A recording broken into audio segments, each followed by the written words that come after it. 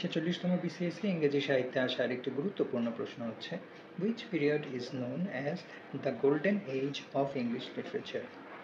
নিচের কোন পিরিয়ড থেকে ইংরেজি সাহিত্যের গোল্ডেন এজ বলা হয়? অপশন আছে the Victorian age, the Elizabethan age, the 18th century এবং দ্য রেস্টোরেশন পিরিয়ড। এখানে ভিক্টোরিয়ান এজের সময়কাল হচ্ছে 1837 থেকে 1901 এবং দ্য এলিজাবেথান এজের সময়কাল হচ্ছে 1558 থেকে 1603। ইংরেজি সাহিত্যের সোনালী সময় অর্থাৎ the golden age of English literature বলা হয় দ্য এলিজাবেথান এজকে। এই সময়ে কুইন এলিজাবেথ দ্য ফার্স্ট ইংল্যান্ডের শাসন ক্ষমতায় থাকেন এবং তিনি তার সময়কালে অনেক কবি সাহিত্যিকদের প্যাট্রোনাইজ করেন। এলিজাবেথান এইজেই ইংরেজি নাটক ব্যাপক জনপ্রিয়তা লাভ করে।